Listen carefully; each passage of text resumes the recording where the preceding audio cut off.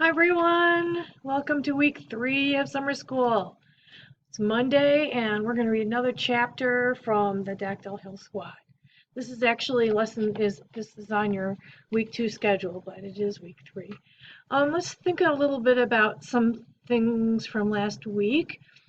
First of all, I think it was on Thursday you read this article about the African Grove Theater, and the chapter we're going to read today in Dactyl Hill does take place at something called the Zanzibar Theater, which the author invented, but he based it on this real historical place, which was a theater with all African American actors, which was very unusual at that time and would definitely not have happened down south, but in the north where some black people were free, they got to do that. And it was even directed by and run by William Henry Brown. It had 300 seats. If you did the work, you know that.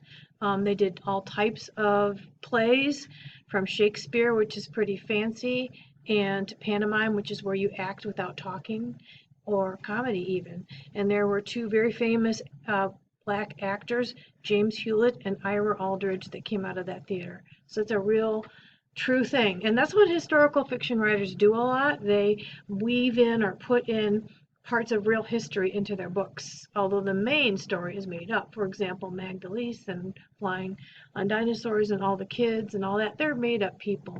But then they are based on something that really happened, such as the Colored Orphans Asylum, and this black theater. And also we read about African Americans being in the war, in the Civil War, and Magdalene's brother Montez has gone away to be in the war.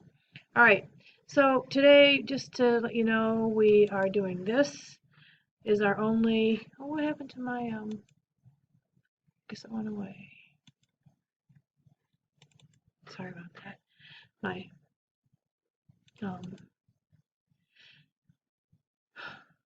schedule.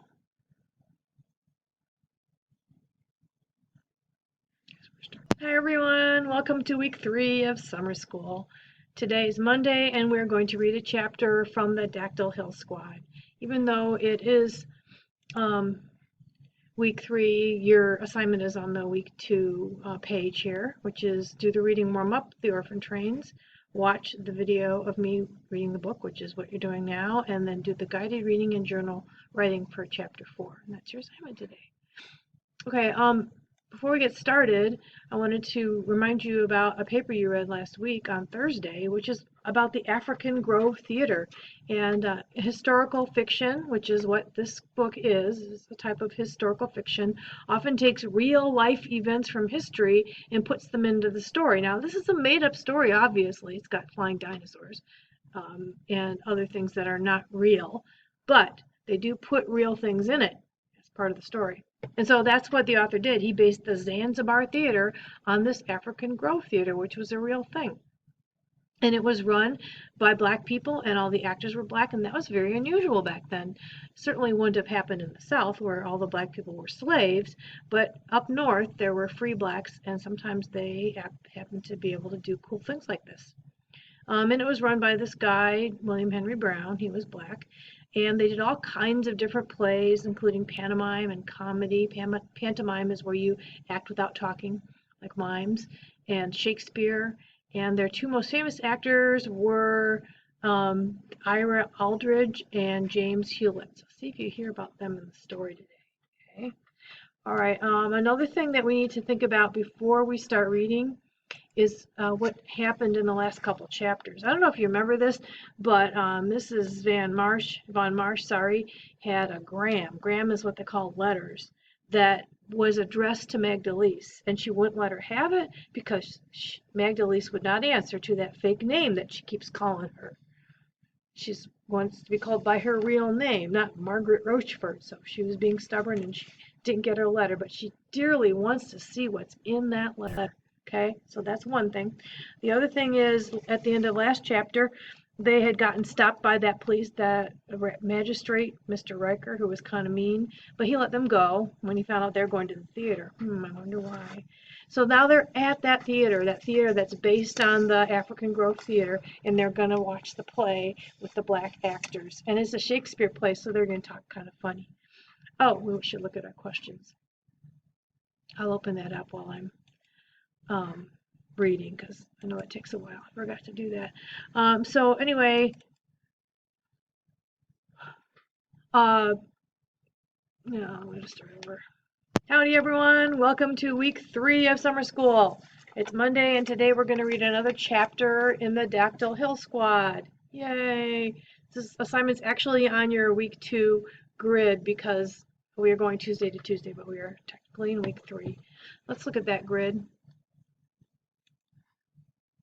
Make sure we do everything we're supposed to do. So today, Monday, we are supposed to be doing read up number 4, the orphan trains. You can do that afterwards. Watch the video of me and then do guided reading and journal writing for chapter 4. So that's your only assignment today, Monday. Alrighty, let's think a little bit about some stuff we've learned earlier about some things from the book. One of the things you read about is the African Grove Theater. This book is historical fiction / fantasy. When you write historical fiction, you put things in there that are from real history. And this is an example of that. The African Grove Theater was a real theater run by a black man, William Henry Brown. And here's a picture of one of the actors, James Hewlett. It was so long ago they didn't have photography, so they painted his picture, and he was black. And he's doing a Shakespeare play in this picture. So that was kind of unusual to have an all-black theater run by black people with black actors. But up north, it could happen because the black people were free, especially in New York. Would not have happened down south where they were slaves. But it was still unusual, and a lot of black and brown people came from all over New York to see these plays. And they did Shakespeare, pantomime, and comedy. Pantomime is when you act without talking. And as I said, one of the most famous actors was James Hewlett, and another one was Ira Aldridge. So the author of this book based the Zanzibar Theater on this real life African Grove Theater. He changed the name though, but that's what he based it on, right? Another thing we need to think about before we get started in our reading is what happened before, in the last chapter before we got to chapter 4. Well, one thing is that guy, Mr. Riker, he was a magistrate Riker, he was being kind of mean to them. He stopped them and he was going to take them to jail, and then he let them go. So they got to go to the theater. And another thing that happened 2 chapters ago is, this is kind of important. I don't know if you remember this, but Von Marsh had a gram for Magdalise, which is their letters. That's what they call them, grams. And she would not let her see it. Do you remember why? Because she wouldn't answer to that fake name. Margaret Rochefort. She wants to be called by her real name, Magdalise Roca. So she doesn't have the letter, but she really wants to see it really badly. So that's another thing that's going to happen in this chapter. Let's look at our chapter questions. Chapter 5, Fire at the Zanzibar. Oop, that gives you a hint what's going to happen. Some words are dilapidated, run down, and falling apart.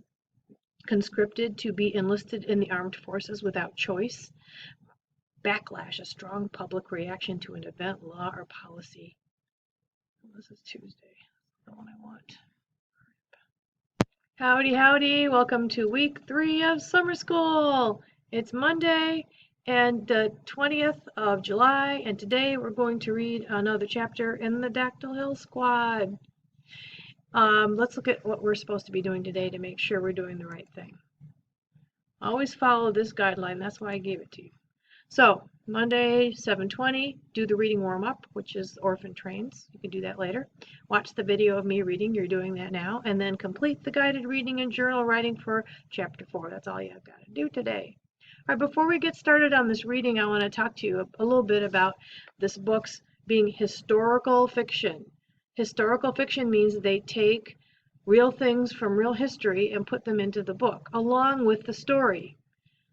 It is a made-up story. Magdalise is a made-up person, and of course, there were no dinosaurs during the Civil War. There were no dinosaurs anytime when people were alive, so it's totally fantasy. So not everything is true, but some things are true, and one of the things is history. And one of the historical things you read about last week was the African Grove Theater. It was a real theater in New York City, back in the 1800s, and the director was an African-American man named William Henry Brown, and the actors were all black too. Here's a drawing of James Hewlett, one of the actors, as Richard III, and that's a Shakespeare play. You can see it looks very old and Shakespearean. So this is a pretty cool thing that happened in New York, to have a black theater. Would not have happened down south where it was all slavery still for black people. But up north where they were free, they got to do some cool stuff. They did all kinds of plays, from Shakespeare to pantomime, which is when you act without talking, to comedy.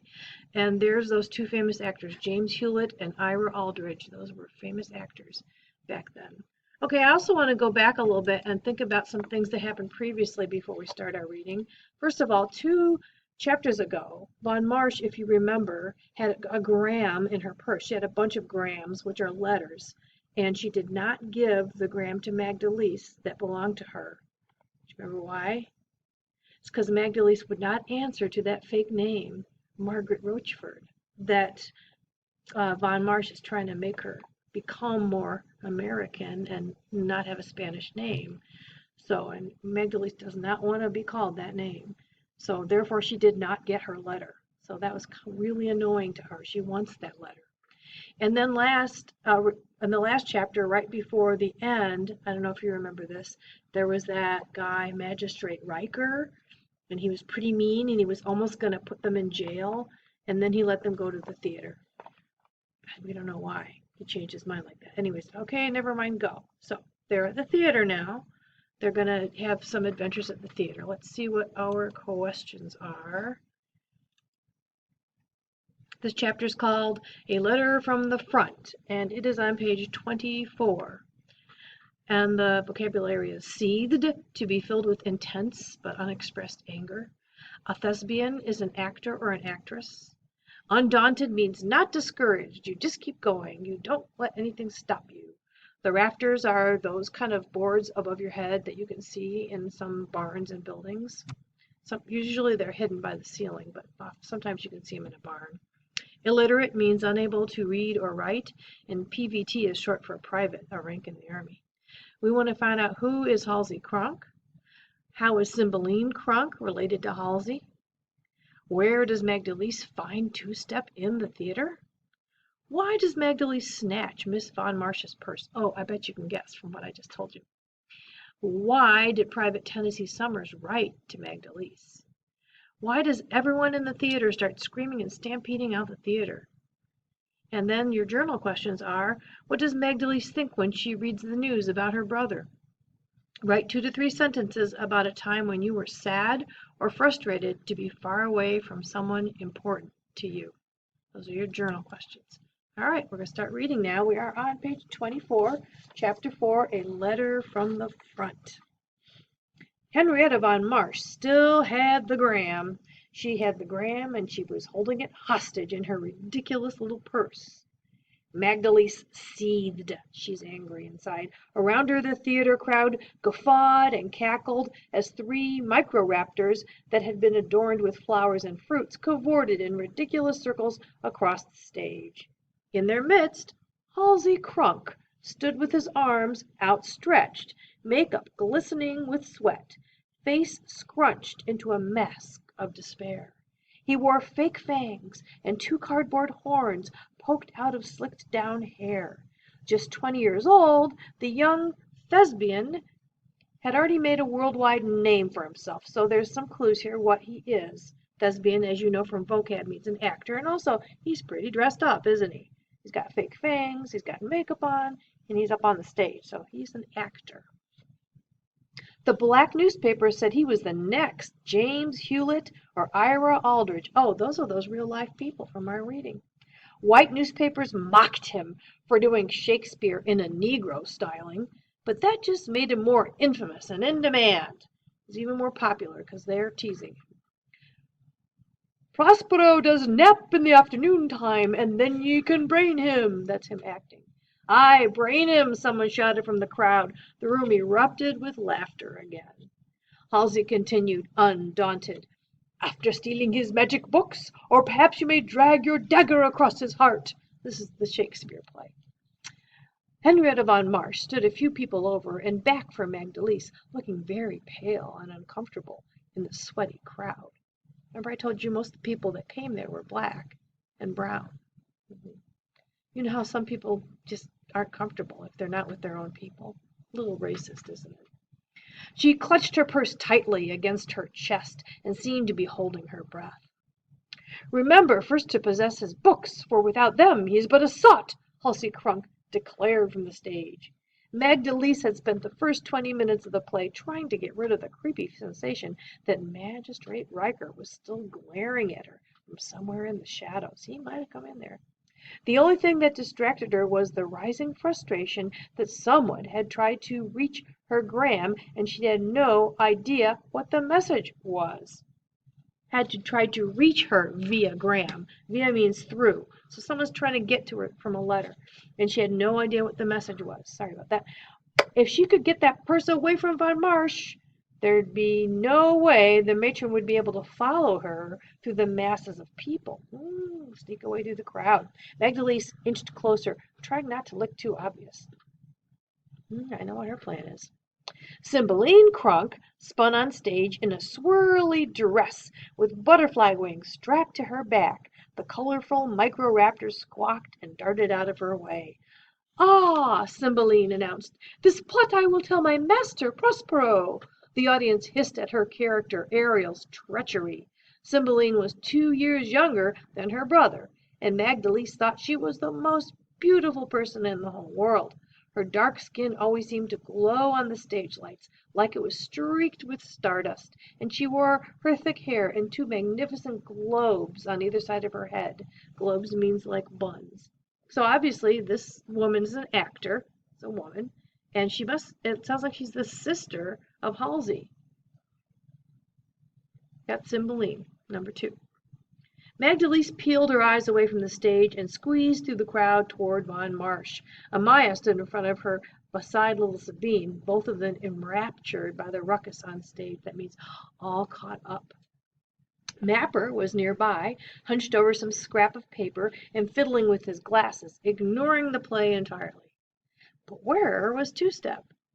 Magdalise squinted around the dim theater. The room was full of black and brown folks from all over New York. Men and women and kids crowded up against each other, gazing through the smoky auditorium, their faces full of wonder and laughter. Something moved in the darkness of the rafters above. Magdalise squinted, then growled. Two-Step! He clung to a wooden support beam, his legs dangling, looking down at the stage, smiling like a goofy madman. Magdalise shook her head. Marietta was busy taking care of old Brimworth. Marietta's one of the other matrons. She's a young one, and she's kind of nice. Who sat nodding her ancient wrinkly head as if she had a clue what was going on. So, there's Two-Step up in the rafters. He's a character, isn't he? We know he likes to dance, so he probably likes to play, too. With a snarl, Halsey swung at Cymbeline, who dodged daintily out of the way as the audience erupted into cheers and laughter. Now, Magdalise thought, reaching up and snatching Von Marsch's purse out of her hands and then shoving away into the crowd. Someone was going to have to be the adult in this situation, since the matrons were all too busy worrying about each other. Magdalise would stash her letter and go get Two-Step down from the rafters, and then, "Margaret Rushford!" Henrietta von Marsch's bark cut through Cymbeline Crunk's love-torn speech. A hush swept across the whole auditorium as all eyes turned to the tall, elderly white woman in the middle of the room. Magdalise felt her face get hot. Von Marsch stood with her arms crossed over her chest. "Come back here this instant, young lady!" "Hey, stow your wid, lady!" someone yelled. That means shut up. The crowd jeered and jostled as the matron launched into it after Magdalise. "You are 3 men of sin, whom destiny has belched up upon this island," Cymbeline crowed. She's up on the stage still, rolling her eyes at the disturbance. They're trying to keep the play going, even though the crowd's going crazy. Seething, Magdalise ducked down and ran. Up above, Two-Step let out a snigger. Back by the entryway, a little shaft of light cut through the shadowy theater. Magdalise made her way toward it, pulling the envelope from Von Marsch's purse and cradling it like a newborn baby against her chest. Pardon me, excuse me, she said, shoving her way through the crowd. Folks were too caught up in the play to really mind. My high charms work, Halsey, now playing Prospero and wearing a long white beard, declared on the stage. And these, mine enemies, are all knit up in their distractions. One of the flower-adorned micro-raptors took that moment to let out an elongated fart, which sent the crowd into an explosion of laughter. Magdalise positioned herself in front of the light shaft and pulled out the letter, willing her shaking hands to be still. I'll find out who the letter's from now. Dear Miss Magdalise Roca, you don't know me, but my name is Private Tennessee Summers. I'm dictating this letter to Doc Billings, as I myself am illiterate. He can't read or write. But I trust that he will convey my words to you adequately. I serve alongside your brother in the African Brigade of the 9th Louisiana Regiment, Mounted Ceratops Division. Mounted Ceratops Division? Montez didn't care much for dinos, and he'd definitely never ridden a trike, but had he been killed? Her eyes welled up with tears at the thought, but she read on. Your brother and I were defending a Union supply area at Milliken's Bend as part of General Grant's siege of the nearby city of Vicksburg. A regiment of Reb Raptor riders assaulted our post, and your brother was struck in the head by a rifle butt. A rifle butt? That meant the fighting must have been fierce hand-to-hand combat. Magdalise tried to blink the tears away, but they kept coming. Around her the crowd and their laughter seemed suddenly very far away. He's still alive, but he was wounded badly, and when I last left him in the medical tent, he was still unconscious. She let out a breath she hadn't realized she'd been holding. At least he was alive, or had been when the letter was written. She checked the date, 3 weeks earlier. The mail took a long time back then. I'm sorry to deliver such difficult news, as I know you are far away and still very young yourself, and so can do little. Your brother fought with incredible bravery. I myself was injured as well, though not as gravely, and we are going to be transported to Nolens, where we will be treated. I will do my very best to update whenever I possibly can, and pray this letter finds you safely. Most sincerely, Private T. Summers, African Brigade, 9th Louisiana Regiment, Mounted Ceratops Division. I gave him a southern accent because his name is Tennessee, so I figured he might be from down south, but who knows? It's a made-up story.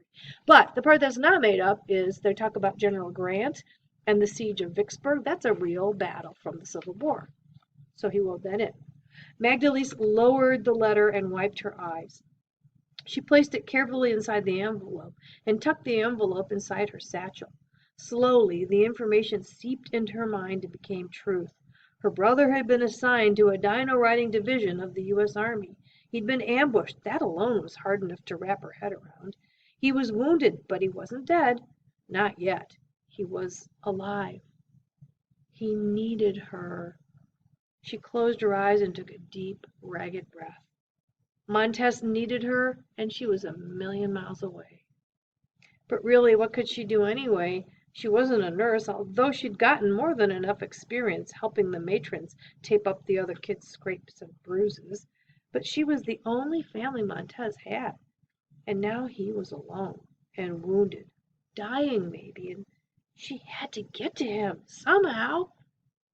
Someone in the audience screamed, pulling Magdalise from her thoughts. It wasn't a stage scream. Someone was truly terrified. Then more screams filled the air, which suddenly seemed very thick. Fire! Someone yelled, just as the crisp smell of ash and burning wood reached Magdalise's nose.